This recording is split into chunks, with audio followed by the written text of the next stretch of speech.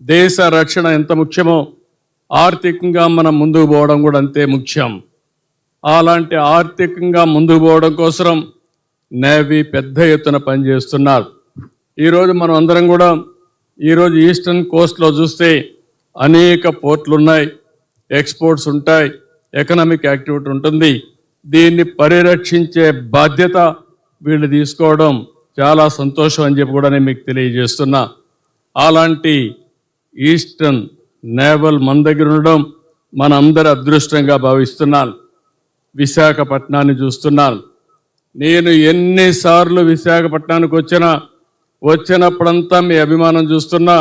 మీరు చూపించే అభిమానం నా జీవితంలో ఎప్పుడూ మరిచిపోలేనని చెప్పి మరొక్కసారి విశాఖపట్నం ప్రజలందరూ కూడా విజ్ఞప్తి చేస్తున్నారు. విశాఖ అంటేనే ఒక ప్రశాంతత, విశాఖ ప్రజలంటేనే ఒక మంచితనం, నీతి, నిజాయితీ, క్రమశిక్షణ మారు పేరు విశాఖపట్నం అని చెప్పి కూడా నేను మీకు తెలియజేస్తున్నా.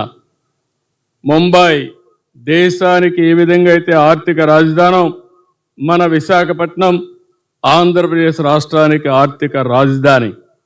రాబోయే రోజుల్లో విశాఖపట్నం ఒక మేటైన నగరంగా తయారవుతుంది. దాంట్లో ఎవ్వరికి అనుమానం అవసరం లేదని చెప్పి కూడా నేను మీకు తెలియజేస్తున్నా. ఒక ఫైనాన్షియల్ క్యాపిటల్గానే కాదు, ఒక నాలెడ్జ్ హబ్గా తయారై టూరిజం క్యాపిటల్గా విశాఖపట్నాన్ని మనం తయారు చేసుకుంటాం. పోర్ట్లు ఉన్నాయి, ఎయిర్పోర్ట్ వస్తూ ఉంది. ఇప్పటికే మీరు చూస్తే విశాఖపట్నంలో అతిపెద్ద పోర్టు విశాఖపట్నం ఉంది. పక్కనే గంగవరం పోర్ట్ ఉంది. ఇంకొక సంవత్సరంలో భోగాపురం ఎయిర్పోర్ట్ వస్తుంది. అదే కాకుండా మెట్రో కూడా ప్రారంభిస్తాం. ఇవన్నీ చేసుకోగలిగితే రాష్ట్రాన్ని ఒక మ్యారిటైమ్ గేట్వేగా తయారు చేయడానికి అన్ని అవకాశాలు ఉన్నాయి. ఈ నెలలోనే మొన్నే మీరు చూస్తే గూగుల్ అయితే డేటా సెంటర్ పెట్టడానికి ముందుకొచ్చి ఒక MOU చేశాం. విశాఖపట్నంలో పెద్ద ఇన్వెస్ట్మెంట్ గూగుల్ పెట్టే పరిస్థితికి వచ్చారు. ఇప్పుడే TCS ముందుకొచ్చారు. ఇలాంటి IT కంపెనీస్ పెద్ద ఎత్తున రాబోతున్నాయి. రేపు 8వ తారీఖున ప్రధానమంత్రి గారు వచ్చి రైల్వే జోన్కు ఫౌండేషన్ ఇస్తున్నారు. అదే మాదిరిగా విశాఖపట్నంలో గ్రీన్ హైడ్రోజన్కి ఫస్ట్ ప్రాజెక్ట్ ఏదైతే NTPC ఆంధ్రప్రదేశ్ గవర్నమెంట్ ద్వారా జెన్కో ఇద్దరు కలిసి జాయింట్ వెంచర్కి ఫౌండేషన్ ఇచ్చే పరిస్థితికి వచ్చారు. ఇదే మాదిరిగా గోదావరి నీళ్లు కూడా ఈ సంవత్సరం అనకాపల్లికి వస్తాయి. రాబోయే సంవత్సరం విశాఖపట్నానికి తీసుకొస్తామని చెప్పి కూడా నేను మీకు తెలియజేస్తున్నాను.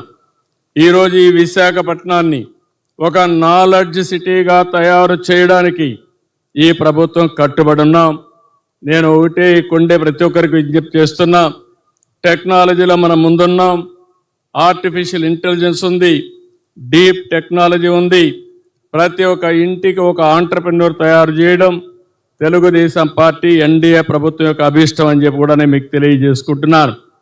ఈరోజు మనం ఇక్కడ చూసాం, నేవీ విన్యాసాలు చూసాం, ఒక ఇన్స్పిరేషన్ పొందాం.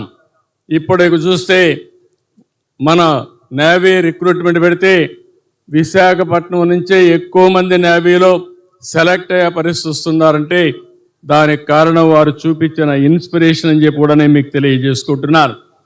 ఇంకొక పక్క ఇక్కడికి వచ్చినప్పుడు నేను చెప్పకపోతే బాగుండదు కాబట్టి తొందరలోనే మెట్రో రైలు వస్తుంది. ఇక్కడ అరకు కాఫీ ప్రపంచవ్యాప్తంగా మనం ప్రమోట్ చేసే పరిస్థితికి వచ్చాం. విశాఖపట్నం స్టీల్ ప్లాంట్ కూడా పరిరక్షించుకుంటున్నాం. అదే సమయంలో విశాఖపట్నంలో అతి పెద్ద ఆకర్షణగా ఉన్న